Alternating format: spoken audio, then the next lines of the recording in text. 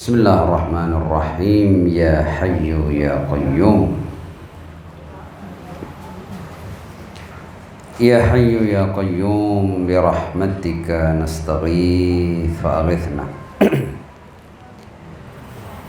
wa la takilna ila anfusina tarfata 'ainin abada wa aslih lana sya'nana kullah. Alhamdulillahi Rabbil Alamin, bari'il khalaiqi ajma'in, wassalatu wassalamu ala ashrafi wa afdali anbiya'ihi wa rusulih, habibihi wa najibihi wa safiyihi wa khiratihi ala khalqih, al-mahmudil ahmad al-abdil muayyad المصطفى الأمجد أبي القاسم المصطفى محمد. اللهم صل على محمد وآل محمد وعلى آله الطيبين الطاهرين المعصومين وأصحابه المنتجبين سيما بقية الله في الأراضين، نجل الله تعالى فرجه الشريف، وجعلنا وجميع المؤمنين والمؤمنات والمسلمين والمسلمات من أتباعه وجنود أما بعد. أخواني وأخواتي الأعزاء، السلام عليكم ورحمة الله وبركاته. Waalaikumsalam warahmatullahi wabarakatuh. Kita bersyukur kepada Allah Subhanahu wa taala karena pada malam hari ini kita berkumpul dalam rangka memperingati kelahiran tiga cahaya sekaligus.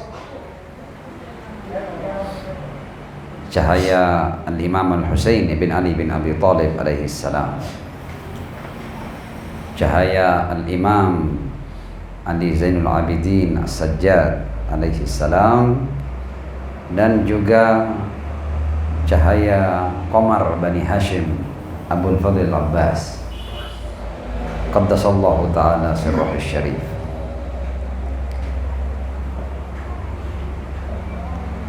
Meskipun malam ini adalah malam yang bernuansa sukacita dan kebahagiaan bagi kita karena kita memperingati kelahiran mereka alaihimussalam,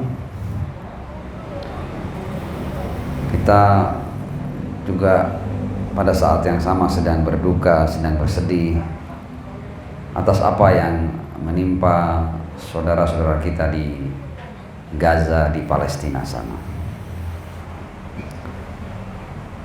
Dan kita selalu mengaitkan kegiatan keagamaan kita dengan kemazluman umat manusia, apalagi kalau mereka adalah minal muslimin, minal mu'minin.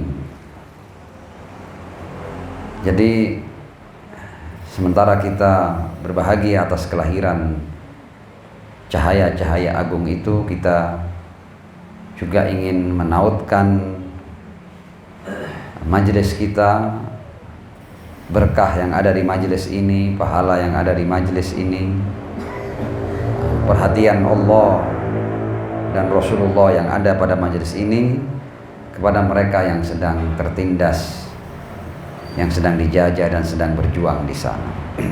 Kita berdoa kepada Allah Subhanahu wa taala agar apapun dari kebaikan, dari pahala, dari berkah yang ada pada majelis ini kita persembahkan untuk kemenangan mereka dan untuk terbebasnya mereka dari penjajahan kejam Zionis Israel. Untuk itu kita perlu melantunkan satu sholawat agar apa yang menjadi harapan kita dikabulkan oleh Allah Subhanahu wa taala. Shallu ala Muhammad wa ali Muhammad. Allahumma shalli ala Muhammad wa ali Muhammad Wa ajil farajahum. Ketika Allah Subhanahu wa taala menciptakan manusia, kalau kita baca di Al-Quran, wa idh qala rabbuka lil malaikati inni ja'ilun fil ardi khalifah, kemudian para malaikat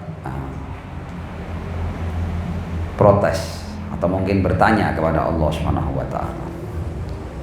Qalu ataj'alu fiha may yufsidu fiha wa yasfikud dima. Mereka berkata, apakah engkau wahai Tuhan kami akan menjadikan di muka bumi itu orang-orang yang akan melakukan kerusakan, fasad, wa yasfikud dima, dan menumpahkan darah. Malaikat kemudian melanjutkan, wa nahnu nusabbihu bihamdika wa nuqaddisu lak. Sementara kita para malaikat senantiasa bertasbih padamu, mensucikan namamu, mengkuduskanmu, memujamu. Allah memberikan jawaban abstrak kepada para malaikat. Qala inni a'lamu ma la ta'lamun. Yang artinya aku mengetahui sesuatu yang tidak kalian ketahui.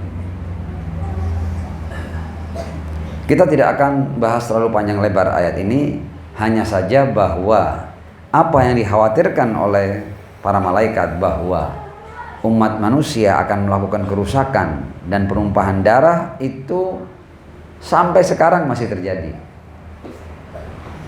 Bahkan sudah diawali dengan anak Adam sendiri. Bagaimana Qabil membunuh Habil. Dan itu terus berlangsung ya, kerusakan, pertikaian, pertarungan, konflik, perang, pertumpahan darah, penumpahan darah sampai sekarang masih berlangsung. Jadi pertanyaan malaikat ataj'alu fiha may yufsidu fiha wa yasfikud dima sampai sekarang masih relevan. Masih terjadi itu.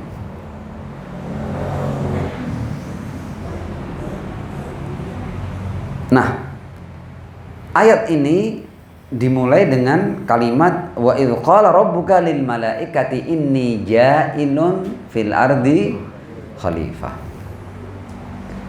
Jadi sebenarnya ada orang-orang yang Allah jadikan khalifah di muka bumi ini. Tapi yang menjadikan mereka khalifah adalah Allah Subhanahu wa taala. Karena itu kemudian kita mengenal istilah ada khilafah ilahiyah, lawannya adalah khilafah basyariyah. Jadi pertarungan selalu antara orang-orang yang ditunjuk oleh Allah sebagai pemimpin dan orang-orang yang ditunjuk oleh manusia sendiri sebagai pemimpin. Pertarungannya selalu seperti itu.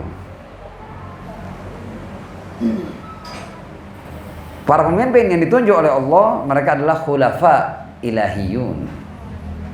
Sementara para pemimpin ya yang berkuasa yang tidak ditunjuk oleh Allah Subhanahu wa taala, mereka adalah khulafa basyariyun.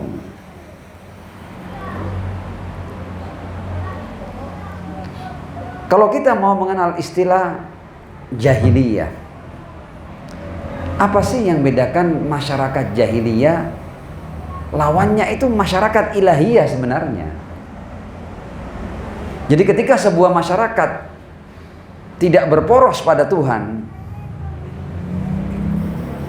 tidak hidup dalam nuansa ilahi dalam segala aspeknya,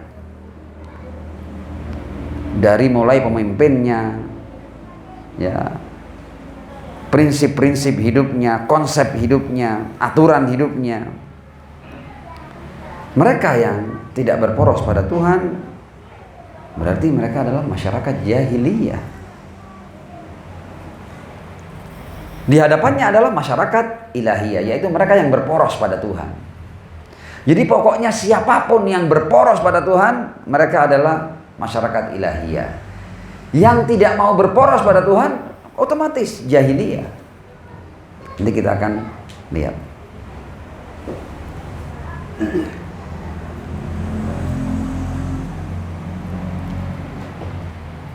Risalah yang dibawa oleh para nabi, para rasul alaihimussalam adalah risalah yang sempurna. Karena itu turun ayat al-yauma akmaltu lakum dinakum wa atmamtu alaikum ni'mati wa raditu lakumul Islam madina. Jadi harusnya konsep kehidupan yang datang dari Tuhan itu sempurna.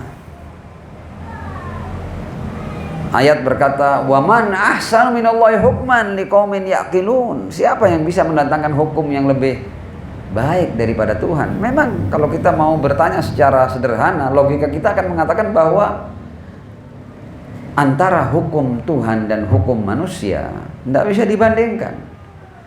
Ya, tidak apple to apple. Hukum Tuhan, Tuhan sebagai pencipta, keberadaan sebagai pencipta manusia, itu adalah hukum yang sempurna. Sementara hukum yang dibuat oleh manusia pastilah hukum yang atau aturan hidup, konsep hidup, prinsip hidup yang penuh dengan kekurangan.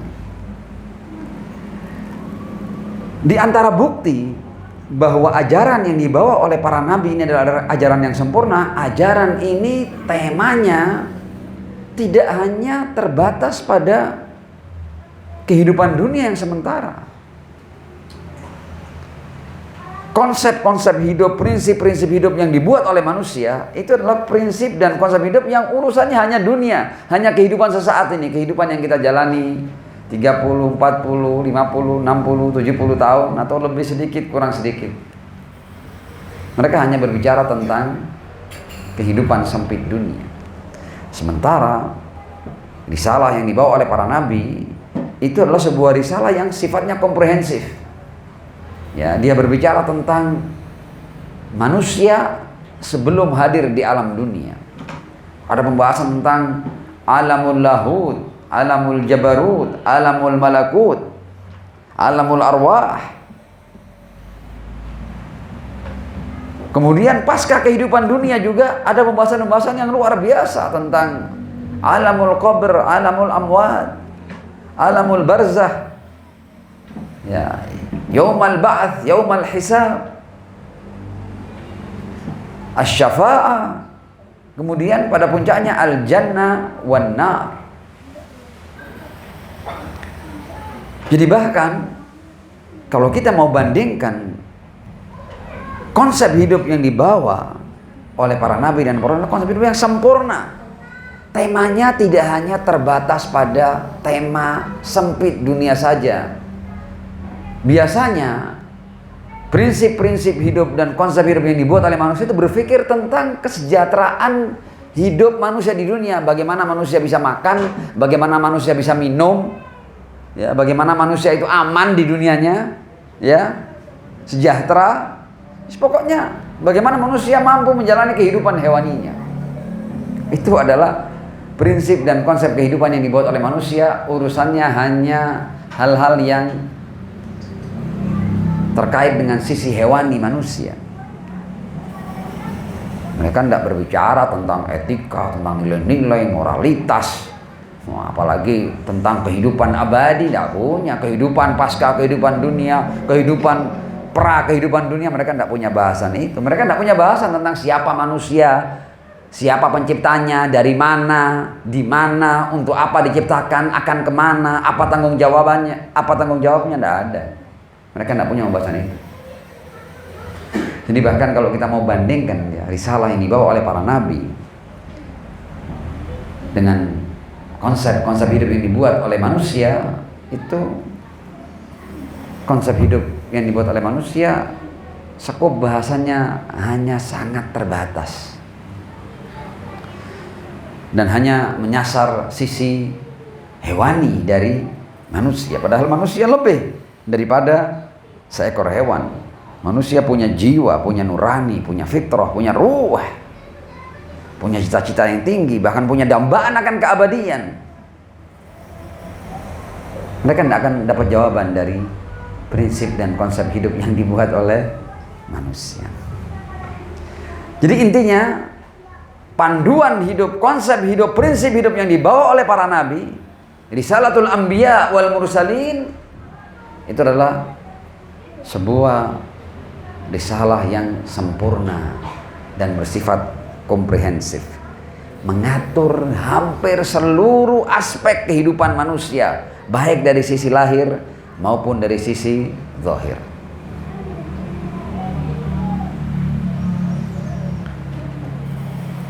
Masyarakat, ya ini supaya kita tahu ya, masyarakat yang tidak berporos pada Tuhan, masyarakat itu layak diberi predikat sebagai masyarakat jahiliyah.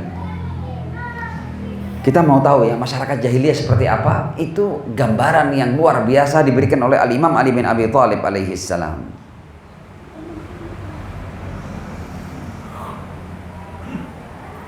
Masyarakat jahiliyah itu seperti ini. Kita lihat bahwa bagaimana kalau seandainya sebuah masyarakat itu tidak berporos pada Tuhan, betapa masyarakat ini sebenarnya sudah hancur, menuju pada kepunahan, pada kehancuran, pada fasad, dan pada pertumpahan darah. Ataj'alu fiha may yufsidu fiha wa yasfikud dima. Al-fasad wa safkud dima. Ini adalah dua karakter dari masyarakat yang tidak berporos pada Tuhan. Masyarakat jahiliyah. Kita lihat ya, Al-Imam Ali bin Abi Thalib alaihissalam ketika menggambarkan masyarakat Arab jahiliyah sebelum diutusnya Ar-Rasul sallallahu alaihi wa alihi, kita lihat bagaimana beliau memberikan gambaran dalam kalimat-kalimat yang singkat, dan kita nanti akan paham betapa rusaknya dan hancurnya masyarakat itu. Betapa masyarakat itu tidak punya nilai. Betapa sebuah masyarakat kalau menjauh dari Tuhan, mereka akan mengarah pada kerusakan dan pertumpahan darah. Kita lihat ini. Kata Imam Ali bin Abi Thalib alaihissalam ketika berbicara tentang sifat masyarakat sebelum diutusnya Ar-Rasul sallallahu alaihi wa alihi, Imam Ali berkata, Innallaha subhanahu ba'atha Muhammadan sallallahu alaihi wa alihi nadhiran lil alamin wa aminan ala tanzil. Allah mengutus Muhammad ibn Abdullah sallallahu alaihi wa alihi itu sebagai pembawa warning dari langit untuk seluruh alam semesta. Saya membawa suara Tuhan. Rasul tidak membawa misinya sendiri, tidak membawa pemikirannya sendiri atau opini, hendak. Dia hanya pesuruh Tuhan, Rasulullah. Yang saya bawa ini adalah ajaran Tuhan, ajaran yang menciptakan keberadaan ini. Nadhiran lil alamin wa aminan ala tanzil, dan orang yang dipercaya oleh Allah untuk menerima wahyunya, untuk menerima ajaran Tuhan. Lalu bagaimana dengan masyarakat Arab? Imam Ali menjelaskan, wa antum ma'syaral Arab. Ini kalau masyarakat jauh dari Tuhan seperti ini, ala syarri dinin. Kalian itu adalah sebuah masyarakat dengan seburuk-buruk agama. Dan kalau kita lihat masyarakat Arab jahiliyah dari segi keberagamaannya buruk. Bagaimana buruknya? Kita lihat bahwa mereka sampai pada titik kebodohan, mereka menciptakan Tuhannya sendiri. Tuhan dari batu, Tuhan dari kayu, Tuhan dari roti. Ya, itu roti-roti mereka itu bentuknya Tuhan. Nanti mereka kalau melakukan perjalanan di padang pasir lapar, Tuhannya dimakan dan disembah. Jadi kalau tidak berporos pada Tuhan, pasti aneh-aneh umat manusia. Dari segi ideologi, dari segi agama, kata Imam Ali, ala syarri dinin. Ketika sesuatu yang disebut agama itu buatan manusia, ya seperti itu. Akhirnya mereka menuhankan batu, menuhankan kayu, menuhankan roti, menuhankan ego. Afara'aita, loh. Jadi jangan dikira ya, manusia itu di antara sifat jahiliyahnya ketika dia menuhankan dirinya. Di Al-Quran dikatakan afara'aita man ittakhadha ilahahu hawa. Tidakkah kau melihat orang yang menjadikan hawa nafsunya sebagai Tuhannya? Jadi manusia yang hidup hedon, pokoknya yang membuat saya puas, yang membuat saya senang, itu dia sedang menyembah dirinya. Bagaimana manusia sampai pada titik jahiliyah, sampai tidak menemukan Tuhan selain dirinya. Jadi ketika manusia menjadikan apa yang menjadi keasikannya, kesenangannya sebagai barometer dalam kehidupannya, itu dia sedang menuhankan dirinya. Afara'aita man ittakhadha ilahu hawa. Agama buatan manusia ini kadang-kadang menuntut pengorbanan. Jadi nanti ada waktu-waktu tertentu mereka ambil sebagian dari mereka untuk dikorbankan. Dikorbankan untuk Tuhan yang mereka buat dari kayu dan batu itu. Jadi dibuat semacam undian begitu, supaya kita semua selamat, kita harus korbankan. Satu di antara kita harus disembelih dan darahnya dipersembahkan untuk Tuhan-Tuhan yang dari kayu dan batu itu. Agama apa ini? Ala syarri dinin. Jadi ketika agama itu buatan manusia pasti aneh-aneh. Jadi mempersembahkan jiwa manusia untuk Tuhan yang mereka buat dengan tangan mereka sendiri, kadang dari patung, kadang dari batu, kadang dari kayu. Jadi aneh. Ala syarri dinin. Kemudian kata Imam Ali, wa fi syarri darin. Kalian sudah mempunyai seburuk-buruk agama, kalian juga sebenarnya ketika itu tinggal di tempat yang juga tidak kondusif untuk dihidupi. Tanahnya tandus, ya, sumber airnya sedikit. Mereka minum itu dari oase-oase, air yang sudah lama terkena sinar matahari, yang warnanya sudah berubah, baunya sudah berubah, di mana semua binatang padang pasir ikut minum di sana. Jadi kalian minum bersama binatang-binatang padang pasir dalam air yang keruh yang sudah disengat oleh matahari sekian lama, terkena terpaan angin, air yang tidak jernih. Dan karena tempat tinggal kalian tidak subur, maka kalian juga tidak punya hasil tani yang memadai. Jadi makanan-makanan kalian, makanan-makanan yang kalian simpan lama, sebagian sudah basi, tapi kalian harus makan karena kalian tidak sempat untuk menanamnya. Kalian datangkan entah dari mana itu untuk kemudian kalian simpan dan terpaksa kalian makan. Agamanya seperti itu, tempat tinggalnya seperti itu. Ala syarri dinin wa fi syarri darin. Kata Imam Ali, munikhuna baina hijaratin husnin wa hayatin sum. Kalian itu tinggal bersama batu-batu cadas di padang pasir sana, hidup berhimpitan dengan bebatuan. Wa hayatin sum, dan ular-ular berbisa yang sekali sengat biasanya sudah tidak ada obatnya. Tashrabunal kadir, yang kalian minum itu air yang kotor. Wa ta'kulunal jasyib, dan otomatis ketika kalian tidak punya air yang cukup, pasti kalian juga tidak punya makanan-makanan yang segar. Sudah agamanya paling buruk, tempat tinggalnya buruk. Ditambahi lagi, katanya Mali, wa tasfikuna dima'akum. Kalian tuh gemar menumpahkan darah. Kita lihat kalau kita lihat sejarah Arab jahiliyah itu, dan ini nanti jahiliyah modern tidak kalah dengan jahiliyah yang dulu. Jahiliyah yang dulu kemampuan membunuhnya kecil, beda dengan jahiliyah modern, lebih sadis daripada jahiliyah kuno ya. Ada jahiliyah modern, ada jahiliyah kuno. Kalau jahiliyah kuno, ya ini, jadi mereka gampang tersinggung, ya. Salah ngomong sedikit, yang berbicara pedang. Kemudian antar dua kabilah kalau terjadi permasalahan, masalahnya antara satu orang dari kabilah A dan satu orang dari kabilah B, ini permusuhannya bisa mereka warisi. Ini mereka mewarisi peperangan. Makanya kita melihat Rasul itu mendamaikan perang-perang antar kabilah yang usianya sudah berabad, seperti antara Aus dan Khazraj. Jadi itu urusannya padahal berapa puluh tahun yang lalu, 1-2 abad yang lalu, tapi mereka masih mewarisi peperangan itu. Wa tasfikuna dima'akum, hanya karena urusan-urusan yang sepele.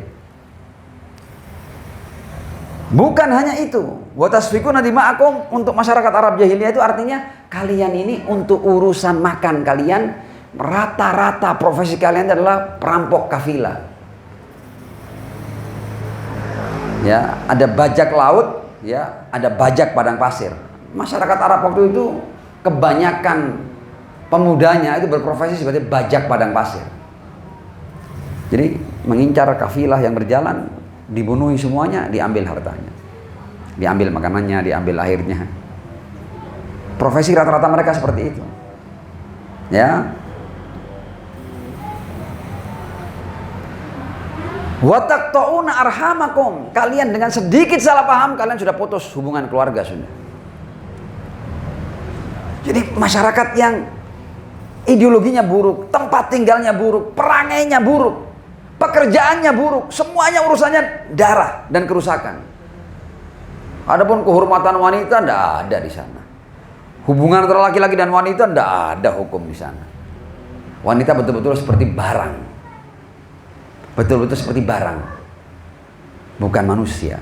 Bahkan mereka sampai pada titik ya, jauhnya dari Tuhan sampai mereka punya ini loh, punya kebanggaan ketika berhasil membunuh bayi perempuannya hidup-hidup.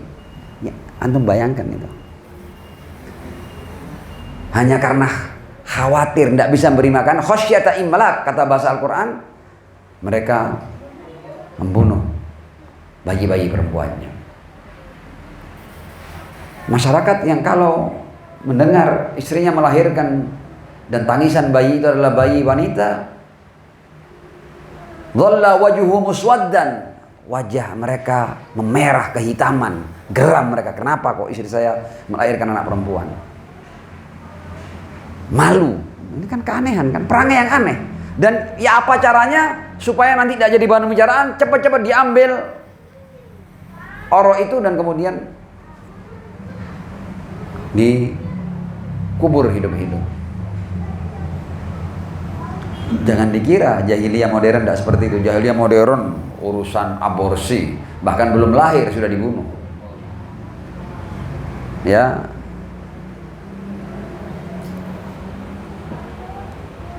Persembahan-persembahan untuk Tuhan-Tuhan tertentu, persembahan jiwa ini apa?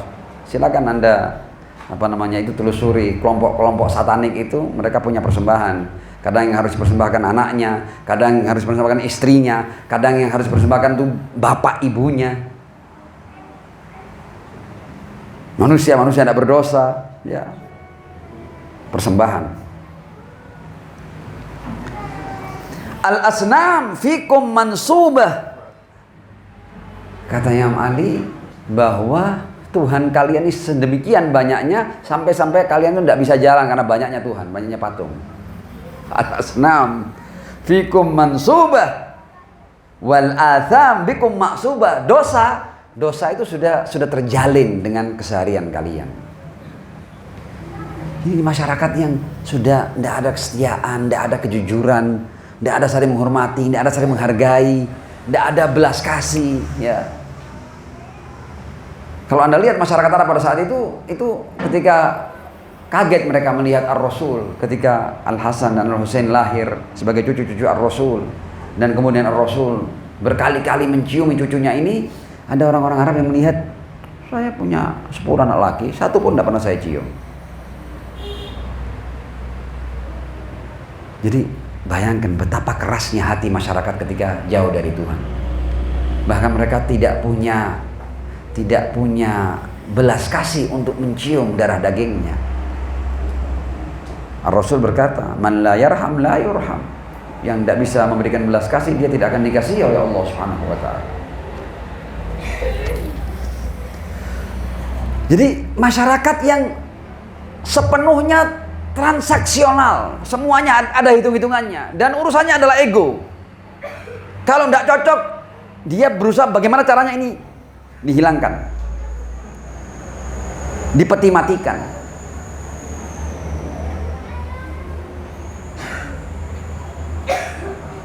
Nah, kalau kita lihat tadi keterangan sederhana tadi itu ya, dan semua yang terjadi di jahiliyah kuno, di jahiliyah sekarang terjadi, jangan dikira terjadi, ya.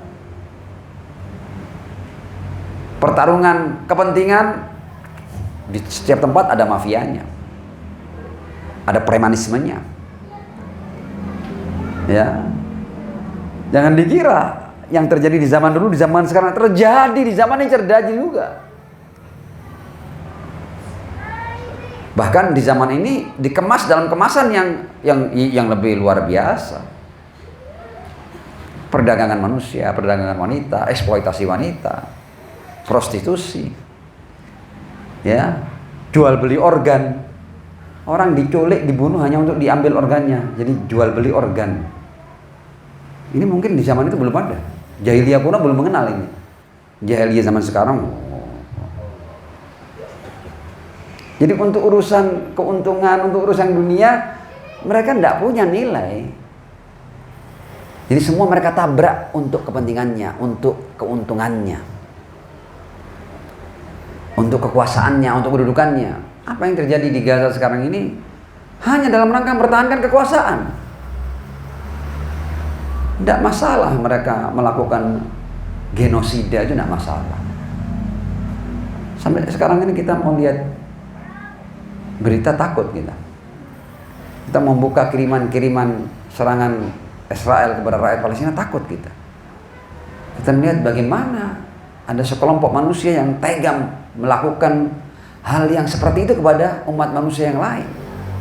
Karena kalau lihat korban-korban serangan itu, sekali roket dijatuhkan di gedung itu kadang-kadang nyawa yang melayang 100 orang, 200 orang. Dan jangan dikira mayat-mayat itu kemudian biasa, enggak. Kadang-kadang separuh kepalanya hilang. Kadang-kadang dadanya hilang. Tercabik-cabik, terpotong-potong.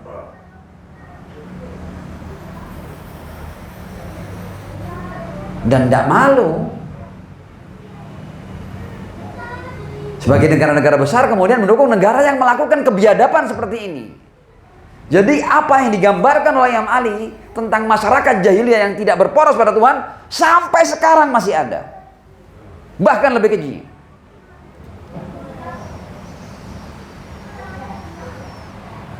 Nah,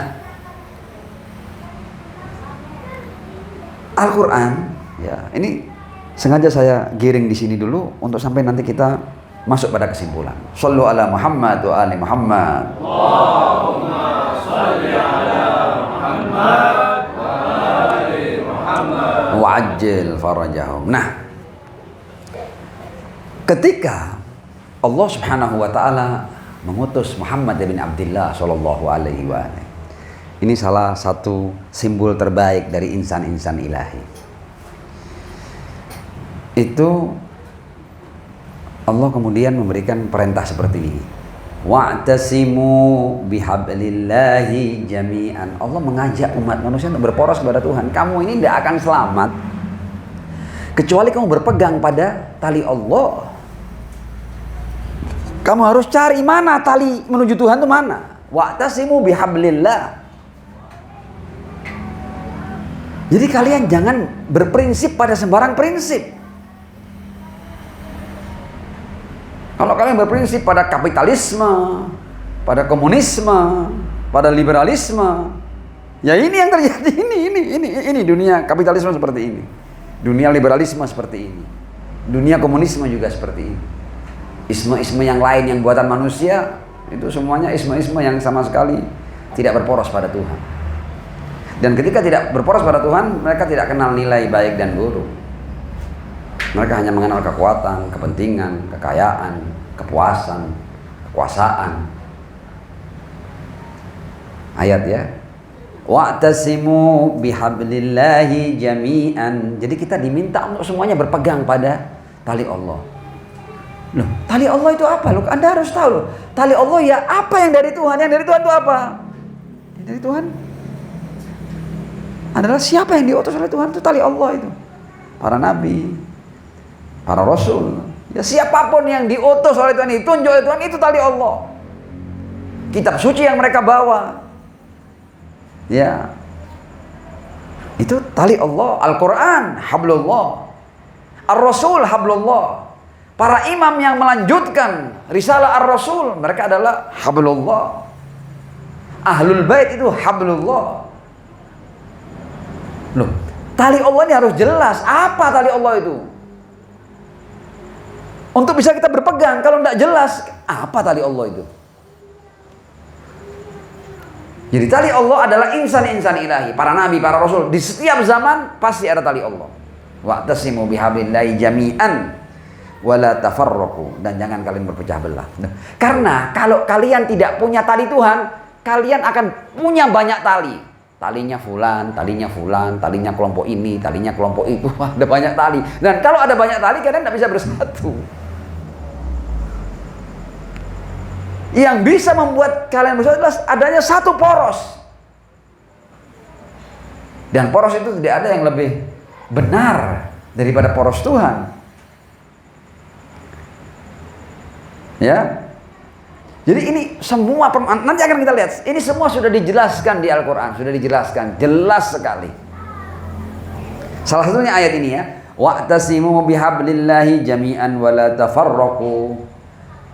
Kita ini bisa tidak berpecah kalau kita punya pegangan. Kalau kita tidak punya pegangan, ya otomatis ketika masing-masing berinisiatif, masing-masing beropini, masing-masing beristihad, ya tidak akan satu. Harus ada hablullah itu. Dan bertanggung jawab Tuhan kalau seandainya menciptakan umat manusia kemudian Tuhan tidak menunjukkan apa itu tali Allah, apa itu poros Tuhan. Ya. Kemudian ayat berlanjut, wadhkuru ni'matallahi alaikum, dan ingatlah nikmat Allah atas kalian. Apa?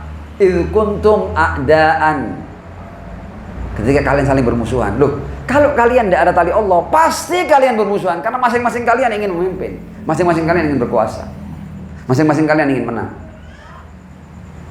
Wadhkuru ni'matallahi alaikum idh kuntum a'daan fa'allafa baina qulubikum. Ketika tali Allah datang, para nabi, diantaranya Ar-Rasul sallallahu alaihi wa alihi datang, fa'allafa baina qulubikum. Ini akan mempersatukan hati-hati kalian. Fa'asbahtum binikmatihi ikhwana. Dan kalian akhirnya dengan nikmat Allah, dengan nikmat tali Allah, kalian bisa menjadi saudara. Saudara satu poros. Ya, poros Tuhan maksudnya.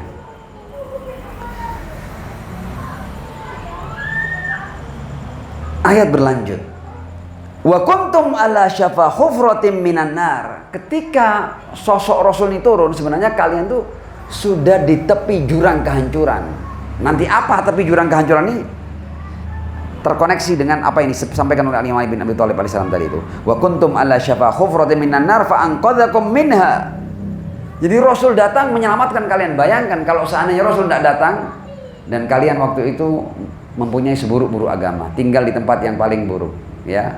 Kemudian kalian punya kultur-kultur yang horor seperti membunuh bayi perempuan hidup-hidup. Kemudian kalian masing-masing kalian tuh profesinya adalah bajak padang pasir semuanya, begitu ya. Kemudian kalian punya perang-perang yang berkepanjangan. Kalian saling membunuh di antara kalian. Ini kalau seandainya Rasul tidak datang, kalian dibiarkan cukup kalian hidup dengan cara ini, kalian akan hancur dengan sendirinya, punah dengan sendirinya. Wa kuntum ala syafa khufratin. Artinya kalau Rasul tidak datang, masyarakat Arab jahiliyah itu akan punah dengan sendirinya. Bagaimana tidak punah? Mereka tidak punya wanita karena anak bayi yang lahir dibunuh. Jadi dari waktu ke waktu jumlah perempuan semakin kurang, tidak ada lagi yang bisa melahirkan. Kemudian kalian saling bunuh, berkurang. Kemudian perang-perang yang panjang. Kemudian pekerjaan kalian membunuh. Walhasil, kemudian kalian tinggal di tempat yang tidak sehat seperti itu, otomatis makanan kalian tidak fresh. Otomatis ketika makanan tidak baik, penyakit akan bertebaran di mana-mana, kalian akan mati dengan berbagai macam penyakit. Artinya kalau Rasul tidak datang, wa kuntum ala syafa hufratin minan nar fa anqadzakum minha. Jadi masyarakat ini kalau jauh dari Tuhan, dengan sendirinya akan punah, akan hancur masyarakat ini.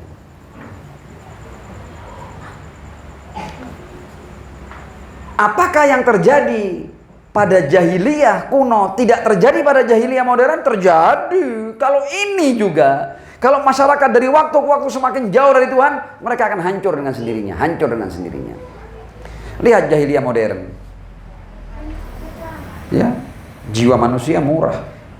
Tidak ada masalah mereka melakukan perang-perang yang panjang dengan senjata-senjata yang canggih. Ya, yang sekali tembak bisa ratusan, bahkan kalau yang ditembakkan itu seperti di Hiroshima dan Nagasaki, ratusan ribu yang meninggal dalam sekali bom yang dijatuhkan.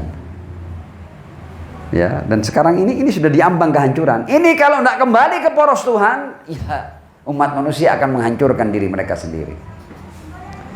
Jadi bahkan data mengatakan senjata-senjata nuklir yang sudah siap diluncurkan sekarang ini itu bahkan siap untuk menghancurkan lebih dari jumlah manusia yang ada ini. Senjata mereka sudah lebih daripada itu. Wa kuntum ala syafa hufratin minan nar fa anqadzakum minha. Jadi kalau masyarakat tidak kembali kepada Tuhan, ya sebenarnya umat manusia ini sedang berada di tepi jurang kehancurannya. Anda lihat apa yang terjadi sekarang ini mengerikan loh ya. Mungkin kita hanya melihat seakan-akan pembunuhan hanya terjadi di mana? Di Palestina. Enggak. Sekarang di sekitar Palestina api perang berkobar. Ya, dan sangat mungkin eskalasi ini menjadi tidak terkendali. Dan kalau itu yang terjadi, ada berapa banyak jumlah manusia yang akan terbunuh. Ini tidak main-main. Jadi jangan dikira kezaliman yang terjadi di Palestina kemudian kita seakan aman darinya. Enggak, ini sangat mudah untuk merembet kemana-mana.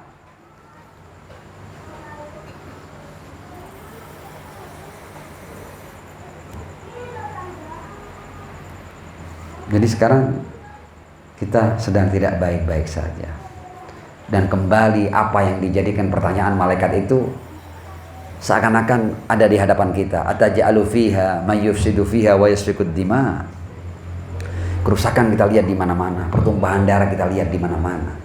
Seakan tidak ada kekuatan yang mampu menghentikannya. Kita lihat ini, kita sudah ada negara seperti Israel melakukan kebiadaban seperti ini. Adakah kekuatan yang mampu menghentikannya? Tidak ada.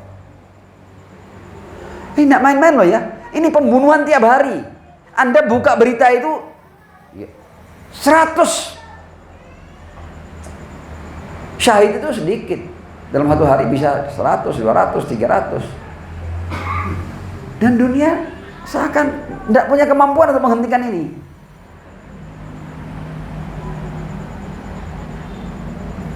Karena dunia masih dunia jahiliyah. Dunia yang masih melindungi mereka yang melakukan kezaliman. Masih dilindungi, ada yang melindungi dari sesama umat manusia. Sallu ala Muhammad wa ali Muhammad.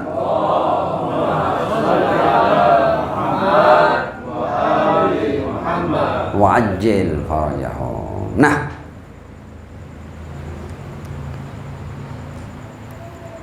kalau kita mau simpulkan apa yang sedang terjadi sekarang ini adalah sebenarnya umat manusia sekarang ini kalau kita mau atau bahkan kita bisa menjadikan manusia itulah diri kita, pasti diri kita bertanya, ini sampai kapan ini terjadi? Siapa yang bisa mengakhiri semua ini? Siapa yang bisa menghentikan? Pasti kita bertanya-tanya.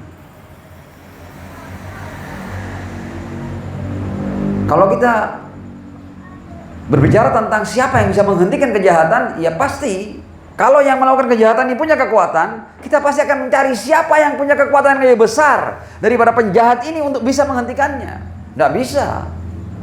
Kita menuntut yang lebih lemah dari penjahat ini untuk menghentikan kejahatannya, tidak mampu. Alih-alih mereka menghentikan, mereka akan jadi korban. Nah, ternyata kekuatan-kekuatan yang lebih kuat daripada penjahat ini ternyata mendukung penjahat ini. Nah terus kita umat manusia mau mengadu ke siapa?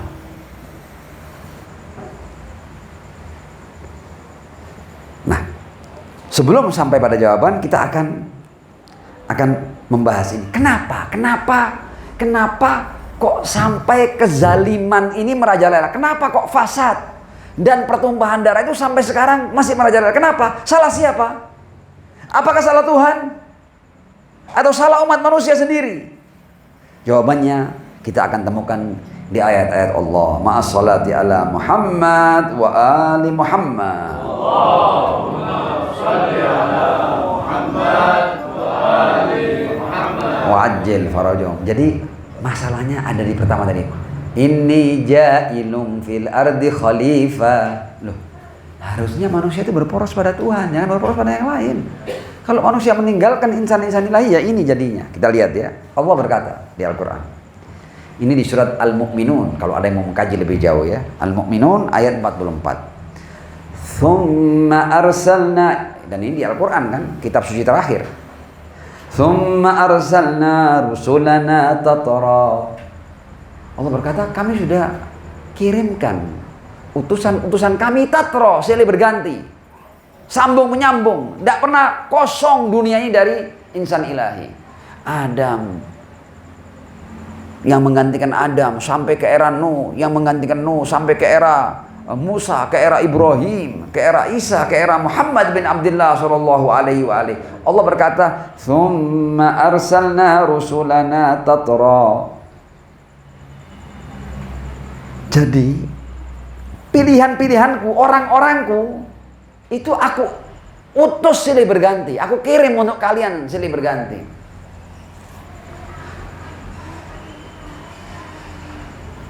Kullama jaa ummatan rasuluha, tapi setiap ada umat yang datang kepada mereka rasulnya, utusan Allah untuk mereka, kullama jaa ummatan rasuluha kadzabuhu, tidak diterima. Adam tidak diterima, Nuh tidak diterima. Lihat sejarah para nabi. Ini Al-Quran yang ngomong kan. Kullama jaa ummatan rasuluha kadzabuhu. Jadi setiap umat itu, kalau kita lihat sejarahnya, itu mereka mendustakan insan-insan ilahi, tidak diterima itu.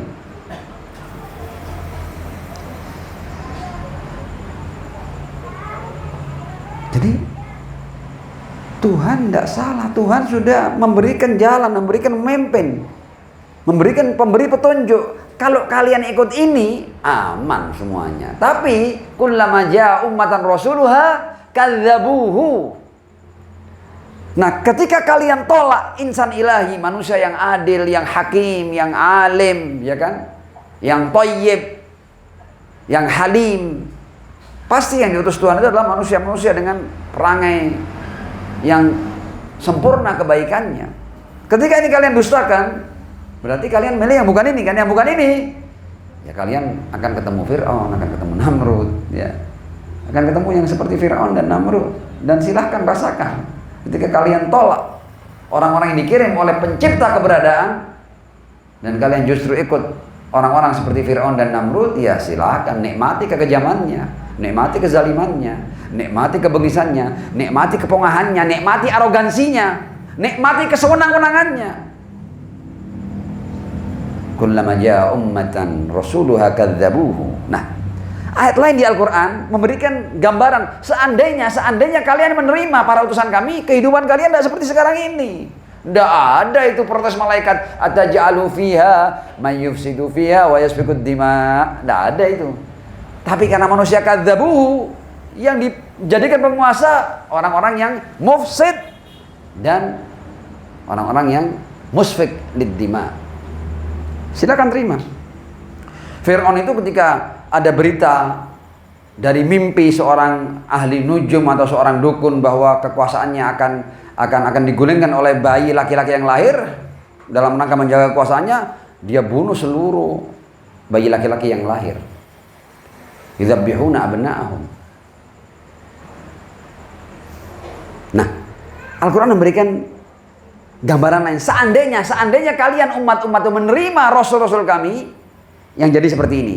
Walau anna, ini di surat Al-A'raf ayat 96. Walau anna ahlal qura amanu wattaqau lafatahna alaihim barakatim minas sama'i wal ard.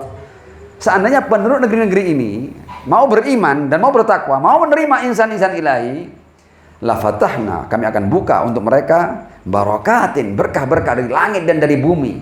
Kita sudah bergelimang berkah ini dari langit dan dari bumi. Seandainya kita menjadikan Adam, Nuh, Musa, Ibrahim, Dawud, Sulaiman, Muhammad bin Abdullah sallallahu alaihi wa alihi. Kalian sudah bergelimang berkah dari langit dan dari bumi. Walau anna ahlal qura amanu wattaqau lafatahna alaihim barakat minas sama'i wal ard walakin kadzabu fa akhadnahum bima. Tadi kan kadzabu walakin kadzabu sama. Walakin kadzabu fa akhadnahum bima kanu. Maka kalian aku siksa berdasarkan perilaku kalian sendiri. Jadi Sebenarnya Allah tidak terlibat. Karena kalian tidak mau orang suci ini, orang baik ini, pemimpin dariku ini, dan kalian milih pemimpin sendiri yang pongah dan semenang-menang, ya kalian jangan protes kezalimannya. Kalian sendiri yang milih kok. Kalian sendiri yang mau dipimpin oleh orang-orang ini. Jangan protes. Wa ma zalamnahum walakin kanu anfusahum, ayat lain, yadzlimun. Kami tidak pernah menzalimi umat manusia, mereka sendiri yang menzalimi diri. Bagaimana mereka menzalimi diri mereka sendiri? Apakah ada orang membunuh dirinya? Tidak, bukan begitu. Ketika mereka mau dipimpin atau memberikan kekuasaan kepada orang-orang yang bukan dipilih oleh Allah, ya silahkan Anda nikmati kejahatannya. Wa ma zalamnahum walakin kanu anfusahum yadzlimun. Nah, sekarang ini kita ini di persimpangan jalan. Apalagi kita dalam ujian. Sekarang ini umat manusia dalam ujian besar loh. Jadi apa yang terjadi di Gaza ini bukan ujian hanya untuk rakyat Palestina, enggak, untuk semua. Untuk semua pemerintahan. Untuk semua manusia. Kita ini loh, sebab kita ini gini loh, ya. Kalau ada di hadapan kita anak kecil yang hendak disembelih tanpa dosa di hadapan kita, itu kita ngapain? Diem, nonton, membantu, membela. Apa kita membela anak yang mau dibunuh atau kita malah justru membela yang membunuh? Semua pilihan terbuka. Jadi sekarang ini kalau kita mau buat simulasinya, itu dunia sekarang ini persis seperti ada orang yang kejam, yang zalim, memegang anak kecil usia di bawah 5 tahun, dia ambil pedangnya dan dia mau sembelih di depan umum. Itu umat manusia terbagi menjadi 4. Ya, kalau kita mau petakan, ada manusia yang masuk dalam golongan mustakbirun. Mustakbirun siapa? Mustakbirun orang yang membunuh tadi itu, orang kejam dan bengis yang membunuh tadi itu, dan orang-orang yang mendukung si mustakbir tadi ini. Mustakbirun. Anak kecilnya apa? Anak kecilnya masuk dalam kategori mustada'afun, yang dilemahkan, yang tidak berdaya, tidak bisa melawan. Bahkan ketika ingin melawan pun tidak bisa, kan dia masih balita, tidak punya apa-apa. Mustada'afun, dilemahkan. Dilemahkan ini bisa secara ekonomi, bisa secara politik, bisa secara dukungan, ya macam-macam. Orang bisa dilemahkan dengan fitnah.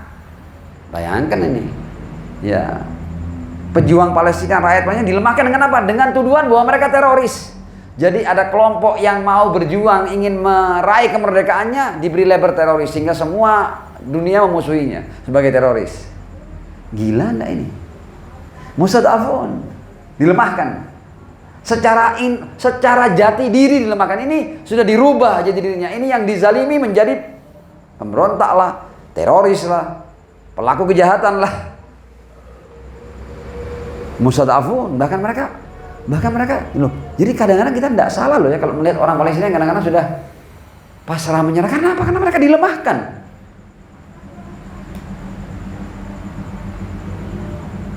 Bahkan mereka mau bela diri tidak bisa loh. Kalau saya bela diri, saya akan dapat tuduhan teroris. Kan susah kan? Jadi sudah berjuang melawan penjajah yang zalim itu sudah butuh keberanian, butuh pengorbanan. Belum mereka sudah diteroriskan, sudah diberi predikat sebagai rebel, memberontak, hancur sudah mereka, hancur nih. Jadi ketika saya bergerak, semua dunia akan memusuhi saya. Jadi ada kelompok mustakbirun, ada kelompok mustad'afun.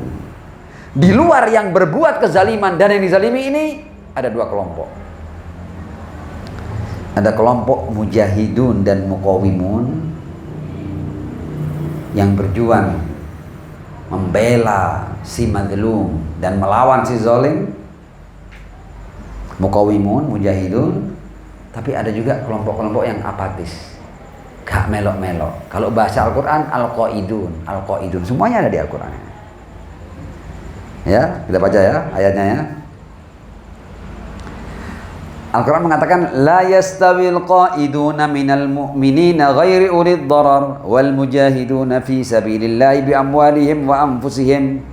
Tidak sama antara orang yang diam, tidak berbuat apa-apa ketika melihat kezaliman terjadi, ya, dengan orang-orang yang berjuang di jalan Allah. Wal mujahiduna fi sabilillah, dengan hartanya, dengan jiwanya. Tidak sama. Kemudian Allah berkata, faddalallahu al-mujahidina 'alal qaidina darajah wa kullan wa'adallahu al-husna wa faddalallahu al-mujahidina 'alal qaidina ajran 'azima. Nah, jadi dunia ini punah atau tidak punah, hancur atau tidak hancur, tinggal kita lihat nanti ini. Kalkulasi antara mustakbirun, mustad'afun, mujahidun, muqaimun, dan qaidun tadi ini. Kalau jumlah muqawimun lebih sedikit daripada mustakbirun dan daripada al-qaidun, maka dunia selamanya akan seperti ini. Ya, Anda diminta untuk kuat, Anda diminta untuk terbiasa, ya, sarapan dengan bayi yang terbakar, dengan wanita yang terkoyak tubuhnya, orang yang terbelah kepalanya. Anda harus terbiasa melihat ada bangunan-bangunan yang dihuni oleh ratusan orang tiba-tiba hancur rata dengan tanah. Anda harus rela melihat orang-orang yang diseret, ditawan, dan kemudian tidak diberi makan, disiksa setiap harinya. Anda harus terbiasa. Anda harus terbiasa untuk mengiringi sarapan Anda, makan siang Anda dengan darah-darah mereka.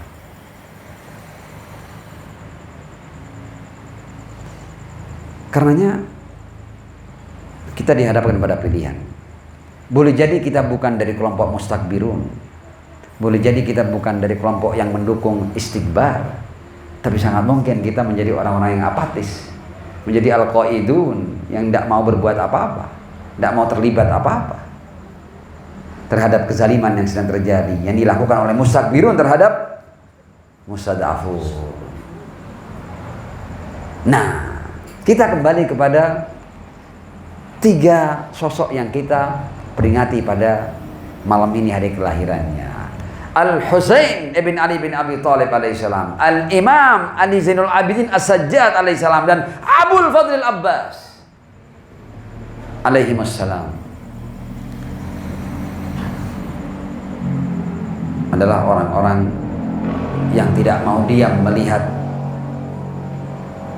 kepongahan dan arogansi kelompok mustakbirun di zamannya.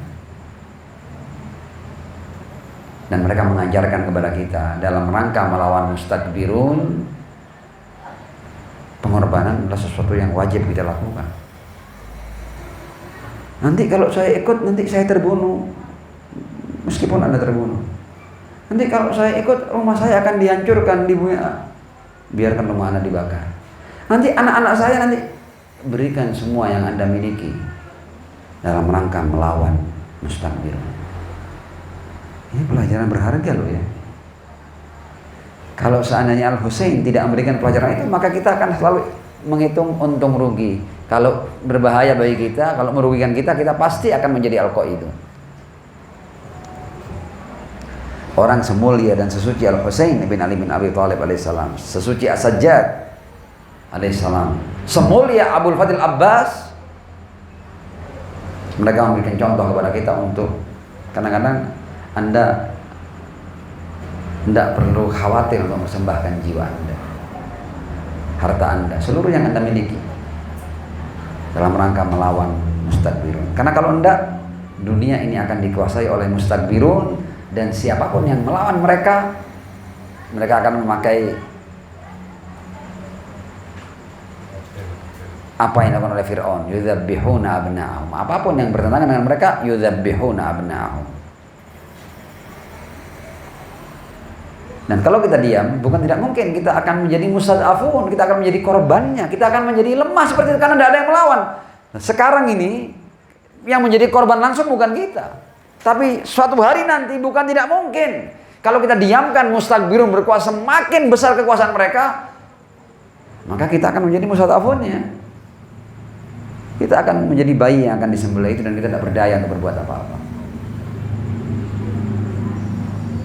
Dan beruntung di zaman ini ada mereka yang belajar dari Al-Husain bin Ali bin Abi Thalib alaihissalam, yang belajar dari As-Sajjad alaihissalam, yang belajar dari Abul Fadl Abbas alaihissalam. Dan kita melihat kepongahan kaum mustakbirin, ada jawabannya.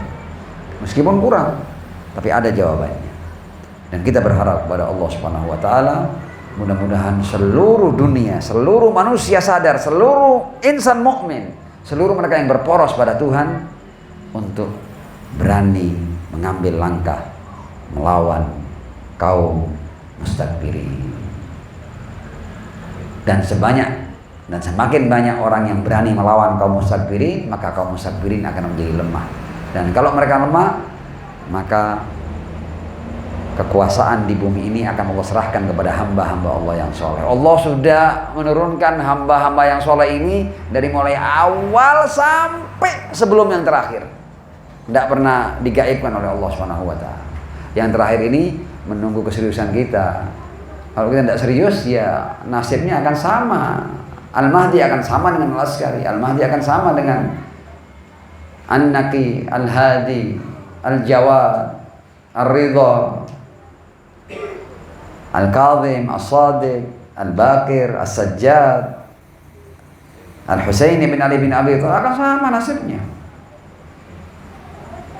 Jadi sebagai penutup, jadi masalahnya bukan gaibnya imam, masalahnya adalah apakah imam ini punya umat atau enggak. Dunia ini enggak pernah loh ya, gaib dari imam enggak pernah loh ya. Tapi gaib dari umat iya. Kadzabuhu. Ada imamnya, silih berganti datang, tapi umatnya enggak ada. Enggak ada yang ikut mereka.